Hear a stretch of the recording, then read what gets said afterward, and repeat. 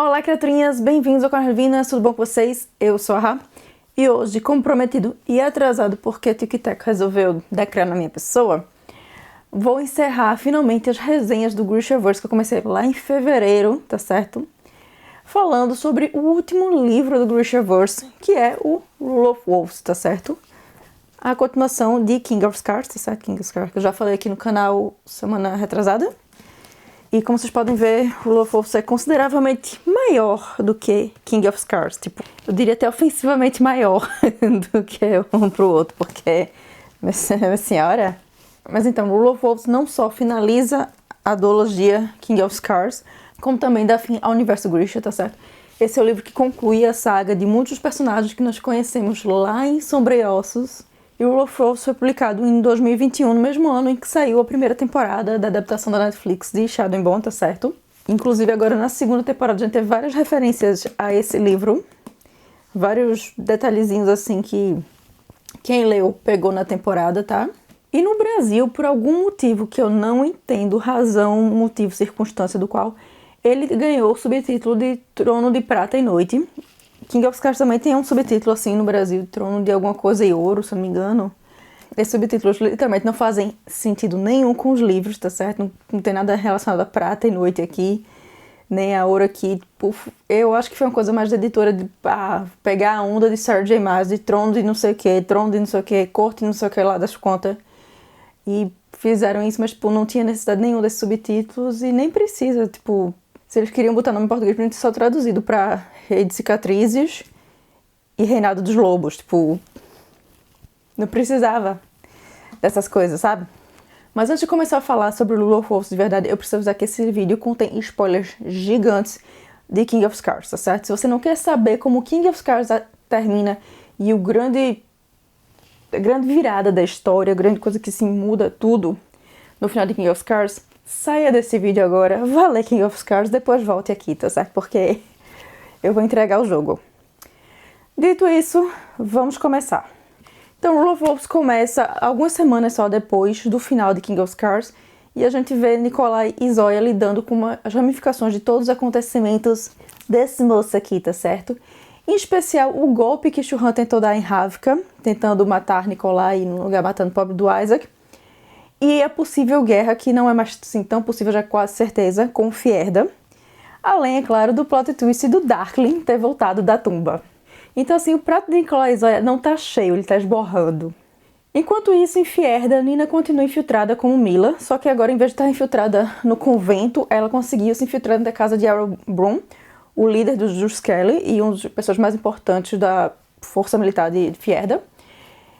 E ela tá lá como dama de companhia de Hania, filha de Broom, que ela conheceu no convento no livro anterior. E agora ela tem acesso a toda a corte de Fierda. Ela entrou de novo na corte de gelo, só que dessa vez sempre tem que arrombar portas. Assim como em King of Scars, esse livro também é narrado por vários pontos de vista diferentes, tá certo? Sendo primordialmente eles os pontos de vista de Nikolai e de Zoya, que são os nossos protagonistas de verdade nessa história. E Nina também, já que ela é a subprotagonista, eu diria assim, tipo... que ela não é exatamente a história dela, mas a história dela está envolvida. Já enquanto King of Scars a gente teve o ponto de vista de Zack, nesse livro a gente passa a ter o ponto de vista de Mayu, a guarda-costas que fingiu ser princesa Eren para tentar matar Nikolai. E o monge, que foi o jeito espertíssimo que Dona Libarduga achou, de esconder o retorno do Darkling para quem estivesse folheando o livro na livraria e desse de cara com um capítulo narrado pelo monge, porque não fala nem que é o Darkling, nem que é Yuri, fica só o monge. E você pega, você acha que até é o aparato de primeira, quando você vê esse nome, né? Mas não... Esse livro é dividido em duas partes, tá certo? E essa divisão é bem importante. A primeira parte é o Rei Demônio, a segunda parte é a criação no coração do mundo. A primeira parte é mais focada em questões diplomáticas, tal, com o foco sendo maior em Shuhan, das ramificações do atentado contra Nikolai por parte de Shuhan. E por isso é uma parte que a leitura é um pouco mais lenta, um pouco mais demorada, não acontece tanta coisa assim. É uma parte mais que os personagens ficam ou conversando ou divagando e tal. Já a segunda parte, que é a criação no coração do mundo, é uma parte que tem mais ação de verdade, que realmente as coisas começam a acontecer e você não consegue parar de ler essa parte. Quando eu comecei essa parte, porque assim, quando tem a divisão entre as partes, tem um acontecimento que mexeu com o meu emocional, que já estava abalado depois da segunda temporada de Shadow and Bone, e assim, Eu passei um bom tempo empacada para conseguir continuar o livro depois de terminar a primeira parte, porque meu psicológico precisou se recuperar. Quem leu sabe do que eu tô falando. Já a segunda parte começa assim, com a gente lidando com as ramificações daquela coisa, daquele trauma, que assim, né, as lágrimas caíram, mas também começa a ser a parte em que tem mais ação no livro, que as coisas realmente começam a acontecer de verdade, e acontecer uma atrás da outra. Então é a parte que você não consegue largar a leitura porque você quer saber o que vai acontecer na próxima página a todo custo. Quando eu comecei essa parte, tipo, no dia que eu realmente comecei essa parte de verdade, eu fui dormir às 3 da manhã, porque eu não conseguia parar de ler, tá certo? Então, eu me forcei às 3 da manhã, não, tu vai parar agora, porque tu não vai virar a noite lendo esse livro, tu não vai fazer isso contigo mesma, tu não tem mais idade pra isso, então... Daí vocês tirem como é essa segunda parte do livro, né? Enquanto King of Scars é mais focado em Nikolai, eu diria que Nikolai realmente é o protagonista de King of Scars, porque o foco da história é a jornada de aceitação dele, do fato que ele tem um demônio dentro dele. Esse livro aqui foca mais em Zoya, que tipo, a gente teve um foco bem grande nela em King of Scars também, tipo... Mas nesse livro aqui a gente vê realmente a ramificação de tudo que aconteceu com ela lá no King of Scars, e ela realmente começando a lidar com isso e crescendo muito mais como personagem com isso, aceitando o luto e os traumas que ela carrega assim desde a infância e finalmente se permitindo evoluir, digamos assim, sabe? E eu gosto muito do arco de Zoya nesse livro, tipo, eu gostei do arco dela em King of Scars, mas nesse livro Zoya é rainha, o resto nadinha, tá certo? E isso eu falo com uma pessoa que não gostava de Zoya na trilogia Grisha, tipo, nesse livro, não largo minha menina por nada. Eu vou pra guerra contra a Fiera e contra os Cambá 4 pra proteger a Dona Zoya. Dona Zoya Nadzalensky, meu coração é seu, basicamente. Foi esse meu sentimento lendo esse livro, sabe? E o crescimento dela como personagem lá do primeiro Sombra e Ossos até aqui é gigante, é maravilhoso, é incrível. Eu adorei ver esse crescimento dela. Porém, eu ainda acho que a gente poderia ter passado um pouco mais de tempo com ela e também um pouco mais de tempo com o Nikolai. Mesmo que ele não tenha sido o protagonista, assim, verdadeiro da história, a gente tem também o crescimento dele, a gente passa um tempo legal com ele. E ele tem um crescimento muito bom, tipo, ele tem um crescimento incrível nesse livro. Esse foi o livro que me fez gostar de verdade de Nikolai. Porque nesse livro eu ainda era meio assim, pro lado dele, não é muito com a cara dele, mas nesse livro eu comecei a gostar dele. Porém, meus dois problemas com esse livro é uma coisa que eu acho que muita gente do fandom vai discordar de mim, mas é a minha opinião, tá certo? Que eu não acho que a gente precisava dos arcos de Nina e do Darkly nesse livro. Em King of Scars eu já acho que o arco de Nina é meio deslocado e tal, mas em Rule of Wolves eu achei completamente desnecessário o arco dela. Realmente eu não vejo nada que o arco dela impactou de verdade no final das coisas, porque o final poderia ter sido o mesmo, muito parecido, sem a influência de Nina, sabe? Eu acho que tinha como fazer esse final sem Nina estar nesse livro. E as partes de Nina, pra mim, foram as partes mais chatas do livro. Eu chegava no capítulo lá e ficava tipo, tá, termina logo, eu quero chegar em Zoya. Eu quero saber o que é que tá acontecendo de verdade. Porque eu não gostei de Nina nesse livro. Eu não gostei do arco dela, tipo... em King of Scars eu gosto do arco dela porque é o arco de luto dela, de deixar Matias ir e tal. Mas nesse livro, eu não sei, eu não curti. Eu não curti Nina nesse livro, eu não curti o arco dela. Não bateu bem. Já pra mim, o Darkly foi só fanservice, Dona Lee Bardugo, tá certo?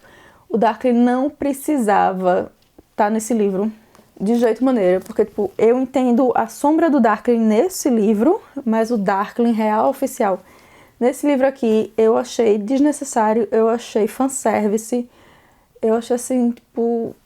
Eu não sei se foi Bardugo que quis trazer ele porque é um personagem que ela gosta muito, ela queria dar um final diferente pra ele, ou se ela trouxe por pressão do fandom. Eu não sei, eu realmente não parei pra pesquisar. Mas eu não vi necessidade de Alexander estar aqui em momento nenhum.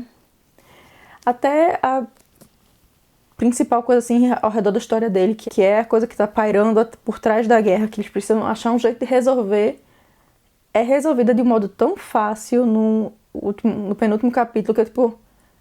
Essa confusão todinha para terminar assim... Não faz sentido nem pro arco do personagem dele, pra mim, na minha opinião, porque tudo pra ele mudou, assim, meio que muito rápido. O arco do personagem dele foi muito rápido, não teve realmente tempo da gente ver ele tendo um desenvolvimento. o final se resolveu tão fácil que pra mim dava pra ter se resolvido isso desde o primeiro livro. Já não precisava ter demorado esse tempo todo, minha gente, pelo amor de Deus. Então, eu não gostei do arco dele, eu achei um arco desnecessário, um arco que parece só fanservice, que não tinha pra que estar ali. Só foi pra encher linguiça, literalmente, pra mim não bateu. Ao todo, entre trancos e barrancos, assim, eu acho que o Rule of Elves é um bom encerramento pra o Grishaverse, tá certo? É uma boa conclusão de universo. E tirando a parte do Darkling, eu adorei o final do livro e o modo como o Bardugo encerrou a trajetória desses personagens, tipo, que a gente conheceu lá em Sombreossos e Six of Crows. Eu curti. Especialmente as participações especiais que a gente teve nesse livro me deixaram com o coraçãozinho quentinho, tá certo? Eu gostei muito das participações especiais. Quem leu sabe do que eu tô falando. Apesar de eu não ter perdoado ela por certa morte em particular, né, desse livro, tá certo? Porque precisava disso, não precisava. Foi completamente desnecessário, tá certo? Foi completamente desnecessário. Carnificina gratuita da sua parte, dona Leigh Bardugo. Mas agora que eu já li todos os livros do Grishaverse, eu posso afirmar com mais certeza ainda de que, pra mim, os 3 melhores livros do universo que Leigh Bardugo criou são Six of Crows, Crooked Kindle e o The Language of Thorns, tá certo? Todos que eu já resenhei aqui no canal, vou deixar os links aqui embaixo e aqui em cima pra quem quiser assistir esses vídeos, tá certo? Mas pra mim, esses são, sem dúvida nenhuma, os melhores livros do Grishaverse. Eu também adoro a trilogia original do Sombra e Ossos e adorei a duologia de Nikolai. Mas pra mim, aqueles 3 livros ainda estão acima, porque tem coisas que eu mudaria nessa duologia, tem coisas que eu mudaria na trilogia Grisha, assim, pra melhorar tal, pra fluir melhor. Enquanto Six of Crows e Crooked Kindle não faria nada pra mudar. E pra mim, tirando uma certa morte, né? E pra mim, Language of Thorns é um livro de contos perfeito, tá certo? Não tem o que tirar nem pôr daquele livro de contos. Mas agora eu quero saber é de vocês. Tu já leu Rule of Wolves, tá certo? Você já terminou a trilogia Nikolai e já leu os outros livros do universo Grisha também. Me conta aqui embaixo o que você achou da conclusão desse universo. O que é que você gostou, o que é que você não gostou. Quem você queria que tivesse morrido, quem você queria que tivesse vivido. Quem você queria que tivesse tido um final diferente. Me conta aqui embaixo, tá certo? E também me conta qual é o seu livro favorito do Grishaverse. Vamos bater papo sobre o Grishaverse enquanto a gente fica aqui de dedinho cruzado, torcendo para uma 3ª temporada de Shadow and Bone e pelo spin-off do Six of Crows, porque, né, essa vida de fã é difícil. Mas se você gostou desse vídeo, deixa aquele like aqui que me ajuda pra caramba, tá certo? Se inscreve no canal se ainda não é inscrita ou inscrito, assina o sininho de notificações também, que eu acho que fica aqui, pra receber notificação toda vez que tiver vídeo novo, porque tem muito vídeo bom vindo por aí, tá certo? Eu estou preparando um monte de vídeo pra vocês não têm noção de quantos vídeos eu tenho pra gravar só hoje. É. Mas se você também quiser ver mais da minha cara e saber o que eu tô fazendo da vida, os surtos que me levam a cortar o cabelo do nada, assim, na louca, me segue também nas minhas redes sociais, que estão aqui os meus handles, e os links delas vão estar aqui na caixa de descrição, tá certo? Então você pode ver os bastidores da minha vida lá no Instagram, conversar comigo no Twitter, de vez em quando ver se eu tô viva no TikTok, porque uma vez por mês eu lembro que ele existe e vou postar lá, né? Então os links ali pra vocês me seguirem, tá certo? Por hoje é só e eu vejo vocês no próximo vídeo. Tchau!